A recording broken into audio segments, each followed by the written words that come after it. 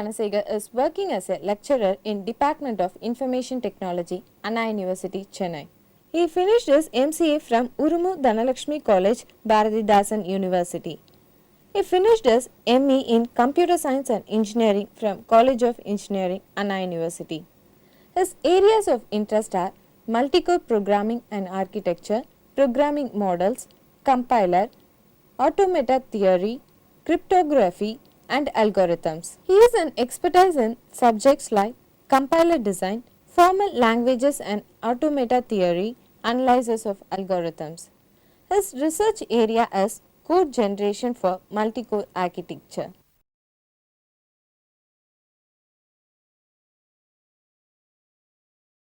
Welcome to the UGC lecture series on computer science.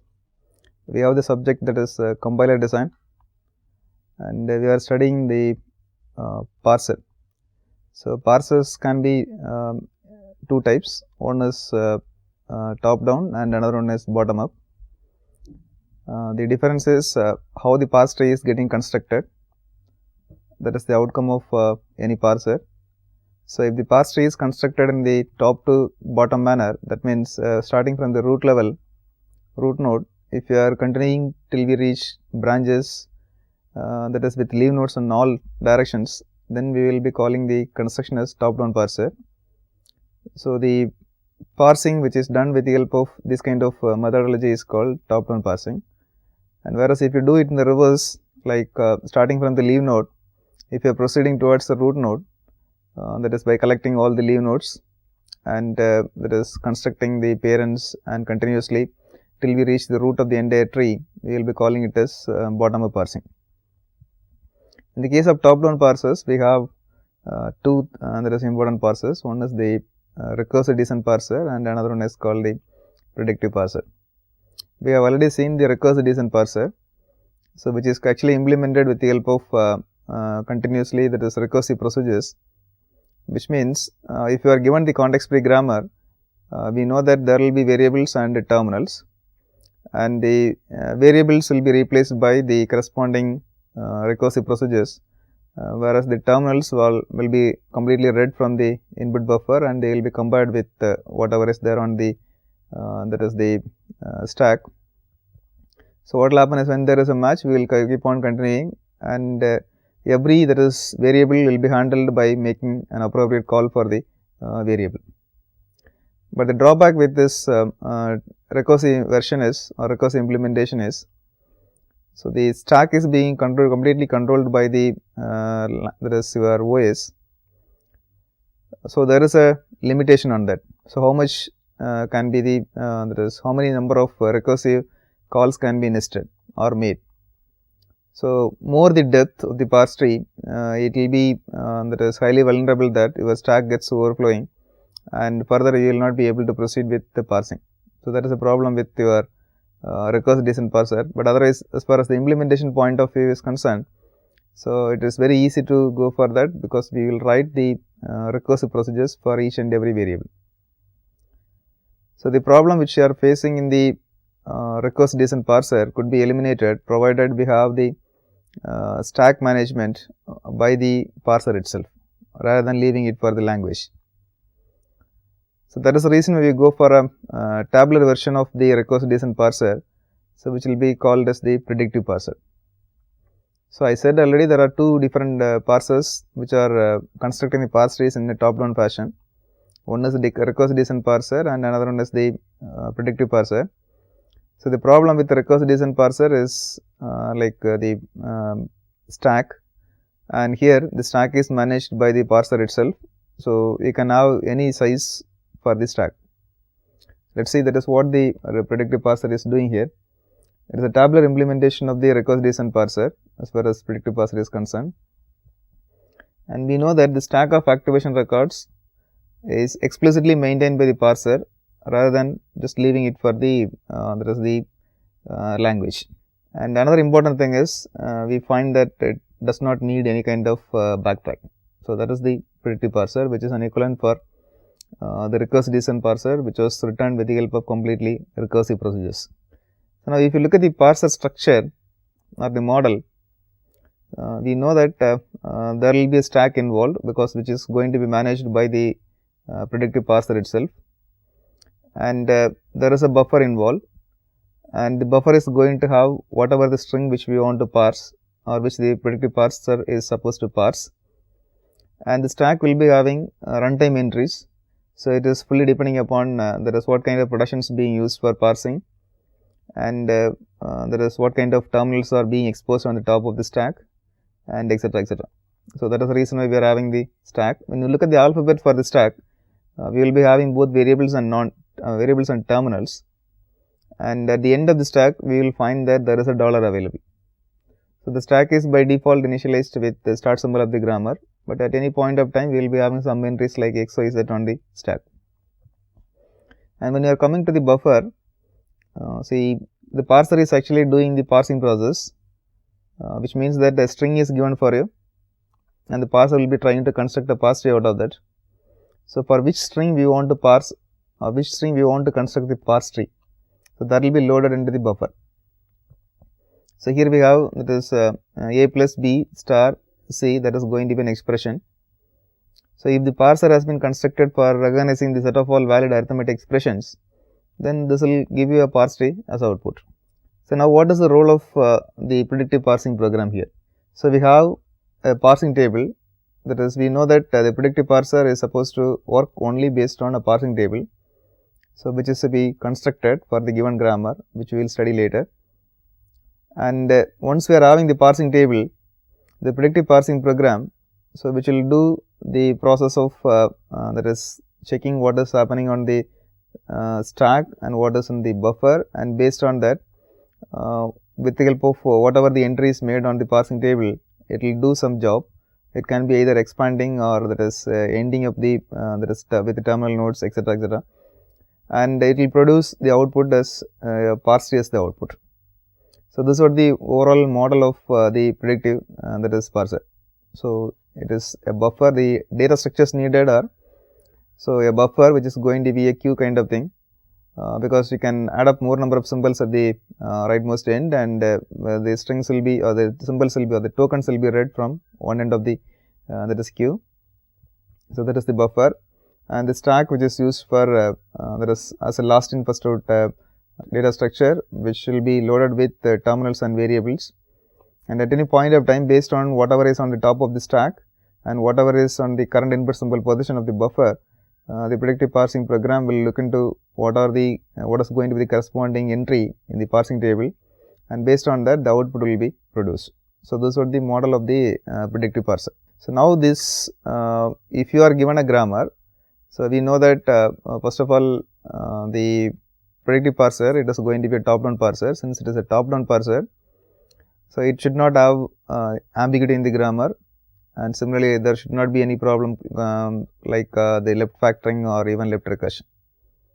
So, if you want to go for constructing the predictive parsing table, first of all you must ensure that the grammar is completely free from there is ambiguity, left recursion and left factoring. So, once this ambiguity, left recursion and left factoring are eliminated, so then we will that is go for constructing two different sets called first and follow. So, which we will study later, and after constructing these two sets, that is first set for all variables and the follow set for all the variables. So, we can go for constructing the table by using another algorithm for table construction. So, after constructing the table, we know that all we have seen in the model of the predictive parser will be available. That means, you will be having a stack and you will be having a buffer which is used for loading the input, and the predictive parsing table will be there. Then the driver program which will be doing the construction of the parsing tree based on the top stack, current input symbol and the entry made on the parsing table. So, now let us see that is what is going to be the program behind that is the parsing process.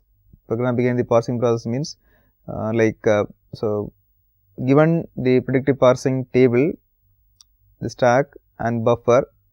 So, how do we go for parsing the given string? So, we know that the parsing the given string means producing the parse tree from the given string.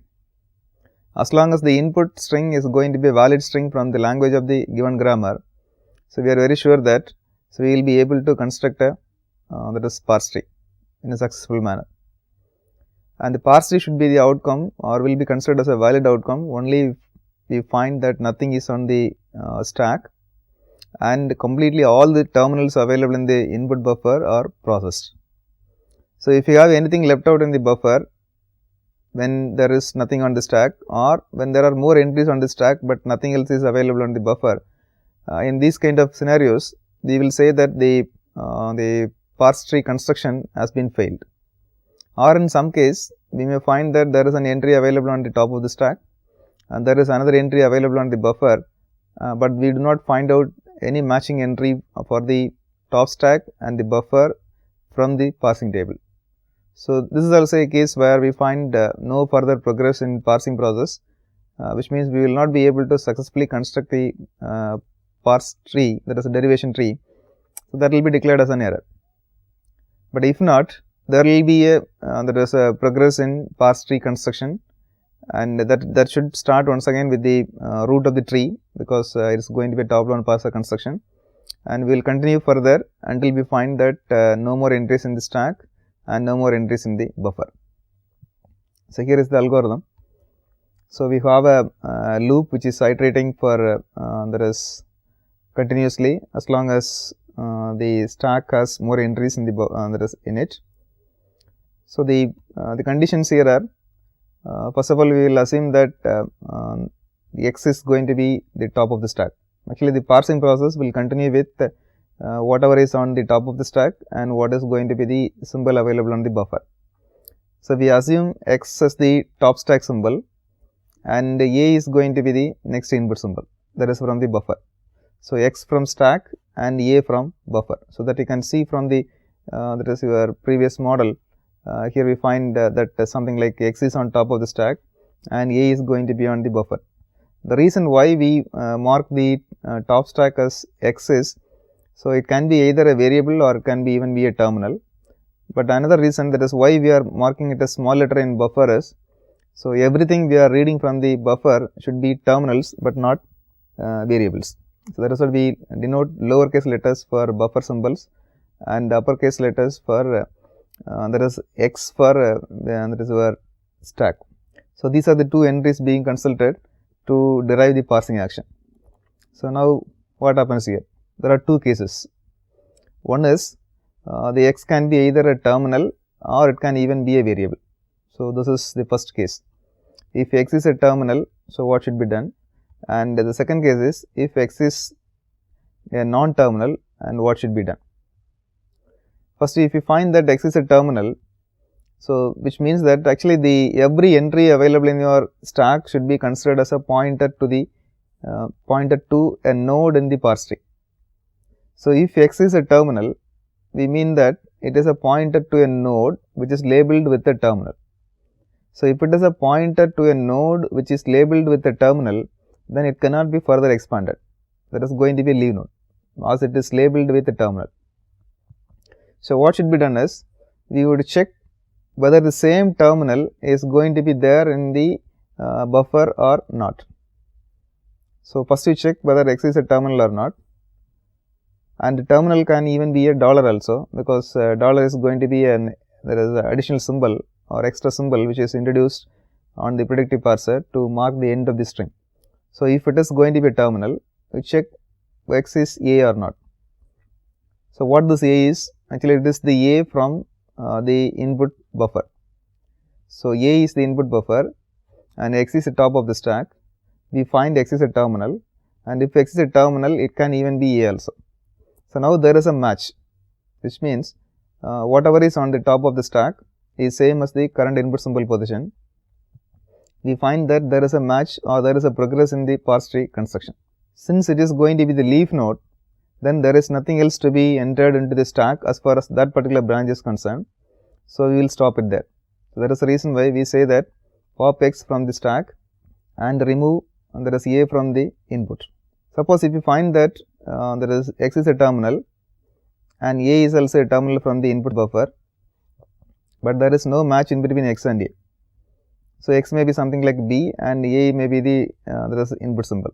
So, for example, in this case like So, here we are finding that if A is here and if A is also here, then we will go for discarding A from the stack and A from the buffer. Instead of that, if you are having a B here but A here, now we find that there is no match. So, which denote that the parse tree being constructed by this predictive parser by using the parse table entries for the same grammar is not going to be the one which is used for matching or recognizing this A. So, in that case an error will be that is displayed. So, that is what going to happen here. So, if x is equal to A, then we go for a pop operation from the stack and remove A from the input, otherwise you go for a that is error.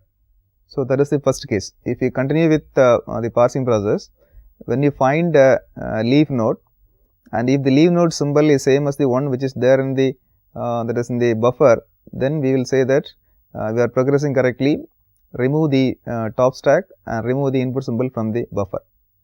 So, this will be done if it is going to be a terminal. The next is if it is going to be variable, what we should do. We shall see that after a short break.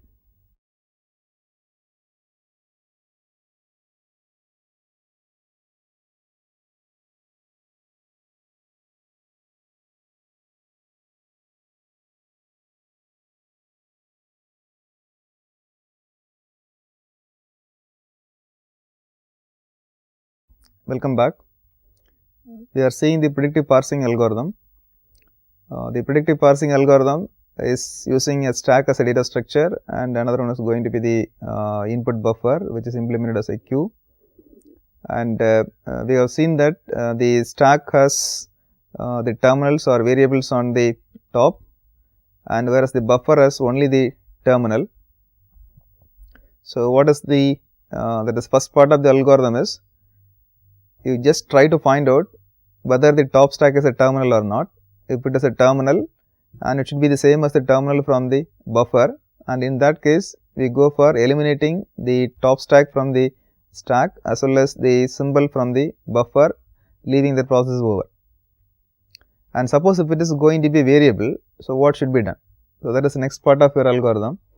Here we have, that is, if x is a non-terminal, then we know that if x is a non-terminal, the leaf node of that particular branch has not been reached so far, which means we need to further explore it or we need to further expand the particular that is node of the parse tree, so that we will be able to obtain that is leaf node from all directions.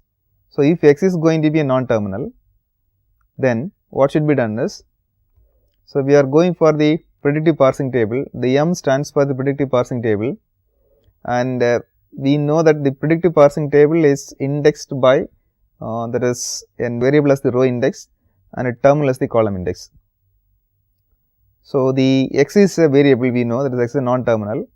So, make it as the row index, and what is the current input symbol, that is A, it is going to be the that is a terminal from the buffer, that will be used as the column index. So, now you see what is there in the predictive parsing table for the same grammar.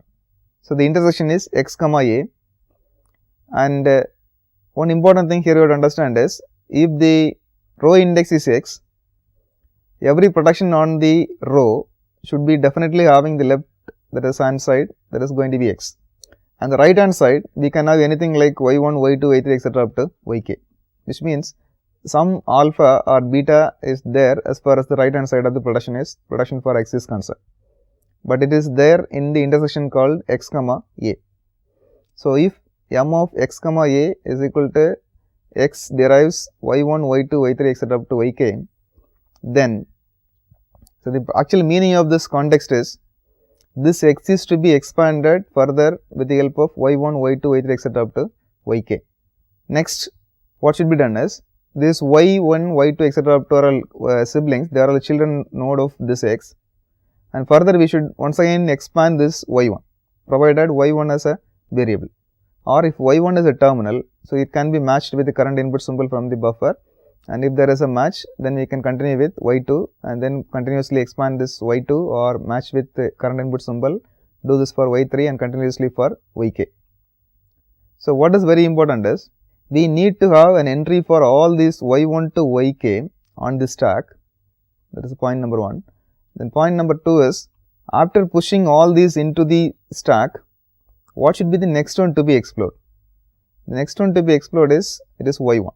So, the order in which we need to do a push onto the stack is not y1, y2, y3 etc. up to yk, but it is going to be in the reverse, like yk minus 1, yk minus 2, finally it is y2 and then y1, so that we will be having y1 on top of the stack. So, that is very important. We want to have y1 on top of the stack rather than that is yk. So, if you push them in this order y1, y2, y3 etc. up to yk, then we will be having yk on top of the stack, but that should not happen. So, that is what we are doing here. So, before that we must pop out the top stack, that is x, out of the stack. It is because of this node is no more available for expansion, but these are going to be available y1 to yk. So, you push yk, yk minus 1, yk minus 2 etc. up to that is y1 onto the stack, subject to the condition that y1 will be on the top of the stack. So, this is what going to happen if that is m of x comma a is equal to x derives y1, y2 etc. up to yk. Then you go for a pop of x from the stack and then push yk, yk minus 1, yk etc. up to y1 onto the stack with y1 on top of the stack, and then end up. Suppose if you find that m of x comma a does not have any protection in the table. Actually, with the program is completely consulting the predictive parsing table for its parsing process. So, the first case we have seen, when there is no match for the terminal on top of the stack with the terminal on the current input symbol, we go for an error. And the second case is, if you find that there is a non-terminal available on the top of the stack, but there is no entry for the non-terminal and the current input symbol on the predictive parsing table, that is x equal to y1, y2 etc. up to yk. So, what does it mean is, once again you go for an error and continue this process, that is as long as we have top of the stack with there is a symbol which is not equal to dollar. Whenever we find dollar on the top of the stack, we know that everything from the stack has been processed, leaving nothing on the stack, and at the same time we must ensure that the x is also, that is your the next input symbol. Next input symbol means that is also going to be dollar. So, we assume dollar is a special symbol which is used for that is denoting the end of a string which is to be parsed. So, repeat this entire process. Two cases, it can be either x equal to terminal, x is a terminal, or it can be a variable, and repeat this process as long as we find that the stack has more entries and the buffer also has there is more entries. Whenever we find no more entry in the stack and no more in the buffer, then we can simply say that the parsing has been successfully done. If any other cases happens, then we will declare error. So, this is what the predictive parsing algorithm. The input for the predictive parsing algorithm is going to be the string, which is one string from the language of the grammar if you want to have the successful parse tree, otherwise you will not be having a successful parse tree as output. So, that is about the parsing table, the parsing construction, that is parsing of the given string. Now, we have to study that is how the parsing table is going to be constructed. To see that is how the parsing table is going to be constructed, first of all we have already seen that the grammar is supposed to be an unambiguous grammar, and it should be free from left recursion and it should be free from left factoring. Then only we will be able to construct the predictive parsing table in a successful manner. So, we have already seen that is how the ambiguity available in the grammar is going to be delimited, and how do we remove the left recursion, and how the left factoring is also that is solved or resolved. So, now we need to construct two different sets. One is called the first set and another is called the follow set. The first set and follow set are to be constructed for every variable available in the grammar. So, with the help of these two sets only, it is possible to construct the predictive parsing table, which will be used by the predictive parser for parsing the sentence. Let us see the algorithm for the first set computation. The first set computation is to be done for every variable available in the grammar, and the output of the first set is going to be the terminals. So, in simple words, the meaning of the first set is going to be the set of all terminals. So, that can be the first symbol in any string derivable from that particular variable. Suppose if x is going to be a variable, then what are all the possible strings that the x can derive? if x is a terminal, that terminal alone is this there is string or symbol which could be derived from that terminal. That is the reason why we say that if x is a terminal, then x will be in first of x, because every string, that is the string itself is the terminal only. So, it is going to be the first symbol. And suppose if x is going to be a non-terminal, then what should be done? So, if x is a non-terminal, immediately we will not be able to that is write down the first set for the x, because x may have more number of productions. So, now for example, if x is going to be a production of the form a derives x derives a alpha, so then what should be done? So, since we know that a is a terminal, every string derivable from x should definitely start with this a, there is no other go. So, first of every string derivable from this x must have this small a. So, what should be added into first of x means this a is to be added into first of x. And suppose if you are having x is epsilon, which means the x is going to derive a string which is an empty string. So, if x derives a string which is empty, then this epsilon is supposed to be into the first of x. So, this is the rule for handling directly terminals or productions whose first symbols are all going to be terminals. So, we can't say that always the productions will be of this form. So, what should be done is, so if a production is of the form x derives y1, y2, etc. up to yk, then what should be done is, we have to find out the first of x. So, you see that the y1 may derive any string which can be either starting with a terminal or even the ending, that is starting with a epsilon, or it is deriving completely epsilon. Similarly, y2 and y3. Suppose if y1 is, you are very sure that y1 does not derive epsilon, then any string derivable from this x must be starting with a terminal derivable from y1. And if y1 derives epsilon, then the string derivable from x may start with the strings derivable from, that is y1, or directly the string derivable from y2. The same story may happen even with y2 also. So, if both y1 and y2 derives epsilon, then the string derivable from x may start with y3 also.